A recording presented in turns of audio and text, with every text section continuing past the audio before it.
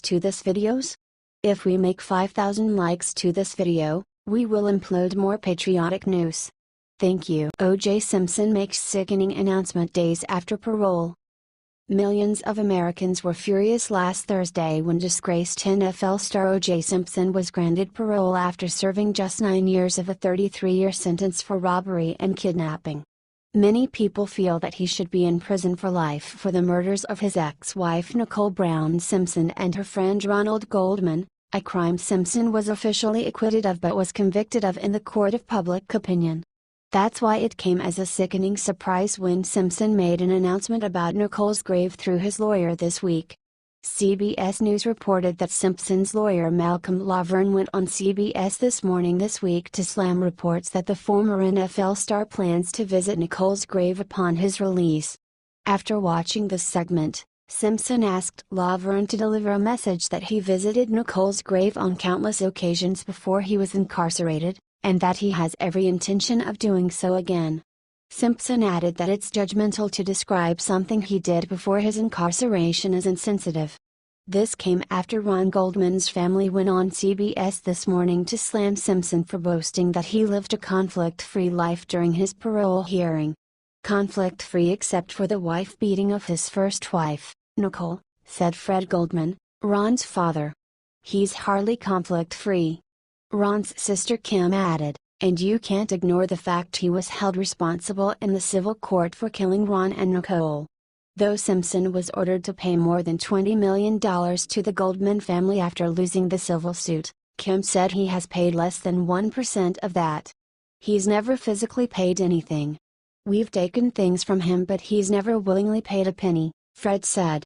The Goldmans were asked if they feel Simpson is the same person after spending years behind bars. I believe without a doubt he's the same person. I think he showed it clearly during the parole hearing. His snickering about things. The arrogant looks when they're reading things. The way he snapped at one of the commissioners on the parole board, Fred said. I think he is exactly who he always is. Share this story if you think O.J. Simpson should still be locked up.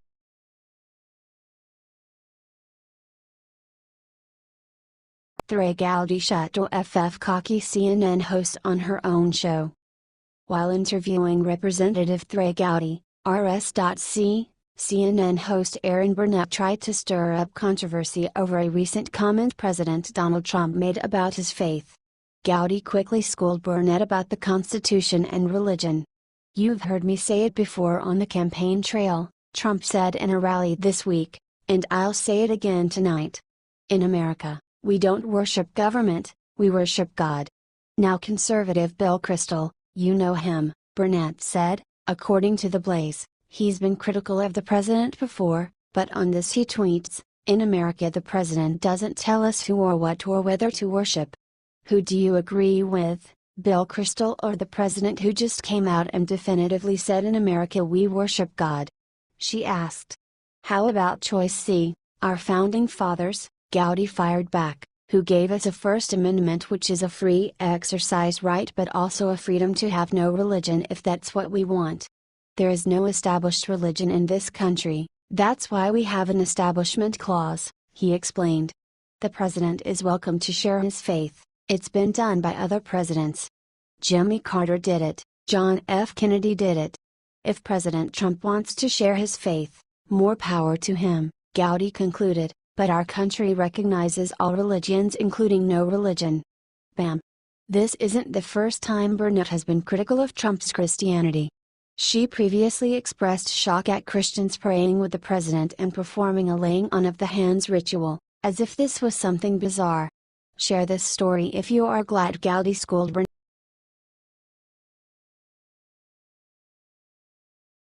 Breaking bombshell: Hillary Clinton witness agrees to testify against her. Hillary Clinton has spent the last few months whining about Donald Trump's supposed collusion with Russia. However, now her own crimes in the election are about to be exposed, as a key witness has just agreed to testify against her. Earlier this week, the Senate Judiciary Committee sent out a subpoena to Glenn Simpson, co-founder of Fusion GPS, which has been on the payroll of Clinton's Democrat cohorts for years. This was the company that sent out the infamous dossier of unsubstantiated allegations about President Donald Trump, including that he had prostitutes urinate on him in a Moscow hotel room that Barack Obama once stayed in. Simpson initially refused to testify, which is why the committee sent out the subpoena. However, the committee has since retracted the subpoena, as Simpson has agreed to testify willingly.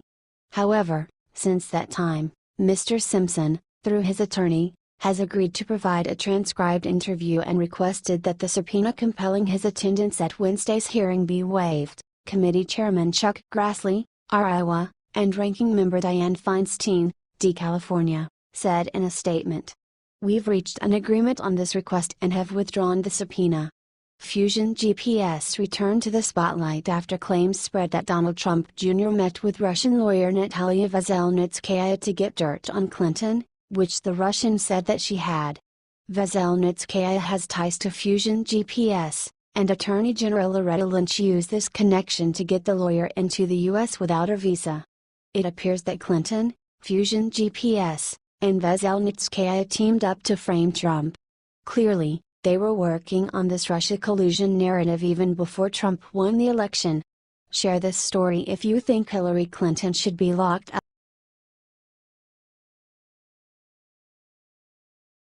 Shots fired. Anthony Scaramucci accuses top Trump aide of White House leaks. Since being appointed as White House Communications Director last week, Anthony Scaramucci has made it known that he will be shaking things up in Donald Trump's White House and working overtime to plug the leaks there. Now, it appears that Scaramucci has zeroed in on someone as the main White House leaker, and the identity of this person will shock you. The Hill reported that Scaramucci just publicly insinuated that White House Chief of Staff Reince Priebus is a leaker. On Thursday, Scaramucci called into CNN to challenge Priebus to deny that he is not a leaker.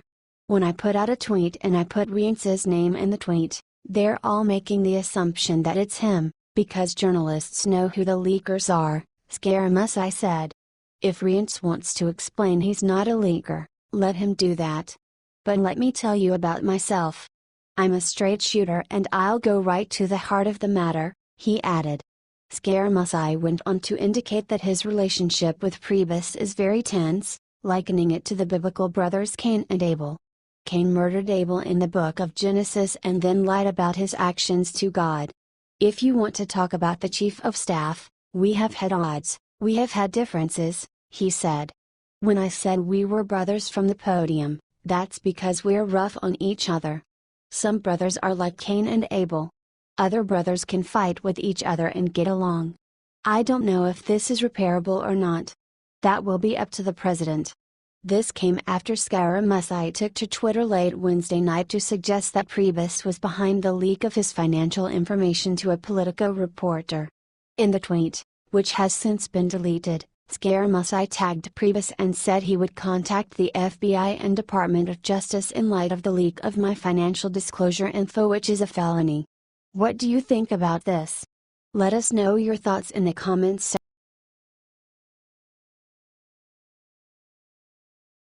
Happening now. Beloved Fox News personality leaves network. Fox News fans were saddened to learn this week that a beloved personality has left the network to join another. Western journalism reported that Fox News red-eye personality Andy Levy has left the conservative network to join HLN, where he will produce and appear in a new program being launched by the network. The show is set to be hosted by CNN contributor S.E. Cupp and feature panel discussions similar in format to FNC's The Five. Though the show does not have a set premiere date, HLN said that it will be a live program. TV's Andy Levy was a staple of the late-night show Red Eye until it was cancelled back in May. He had been with the show since it launched in 2007 and often filled in as a host in the absence of show founder Greg Gutfeld, who left the show in 2015 to join The Five. During a 2015 interview, Levy said that "to me the best shows are when you're mixing it up," which suggests that his HLN show will be anything but conventional. He describes himself as a libertarian and often said that Red Eye leaned right of center.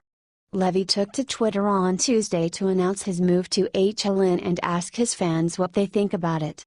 Fans were quick to congratulate Levy on his new show.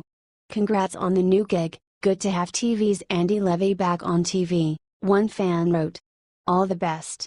You're 2D and good to be on the bench for long," another added. What do you think about this? Let us know your thoughts in the comments section.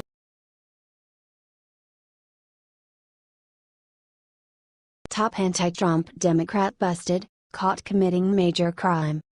Democratic Representative Luis Gutierrez, ill, is known for being one of the most anti-Donald Trump officials in Congress, recently grabbing headlines for saying that the current president should be eliminated. However, Gutierrez's days in Congress may be numbered, as a corrupt scheme of his was just exposed.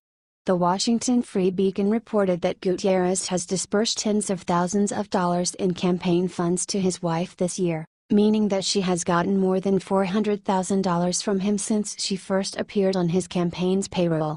Zoraida Gutierrez was a registered lobbyist in the state of Illinois from 2003 to 2009 before joining her husband's payroll in 2010. Since then, Zoraida has been paid hundreds of thousands of dollars in campaign funds for acting as the campaign's office manager, treasurer, and fundraiser. She has also been the top recipient of cash from the committee numerous times since she began receiving payments from her husband's campaign. Federal Elections Commission filings show that in the first 6 months of this year, Gutierrez's campaign made $30,000 worth of payments to Zoraida. In that same period, Gutierrez's committee reported $72,000 in expenditures. Before this year, Zoraida was paid $385,000 from her husband's campaign, meaning that she has now been paid $415,000 from Gutierrez for Congress. Gutierrez has previously had his daughters on his payroll as well. His daughter Omara Gutierrez was given $4,270 for bookkeeping between 2004 and 2009, and his other daughter Jessica Gutierrez was paid $600 in 2004 for a fundraising project. Lawmakers in Congress have been able to put their family members on their payroll since 2001, when then Representative Jesse Jackson, D.L., asked the Federal Election Commission to issue an advisory opinion on the matter. Once this was approved, Jackson proceeded to pay a firm owned by his wife hundreds of thousands of dollars from his own committee. Both he and his wife later plead guilty in 2013 to using $750,000 in campaign funds for personal use. What do you think about this? Let us know your thoughts in the comments section.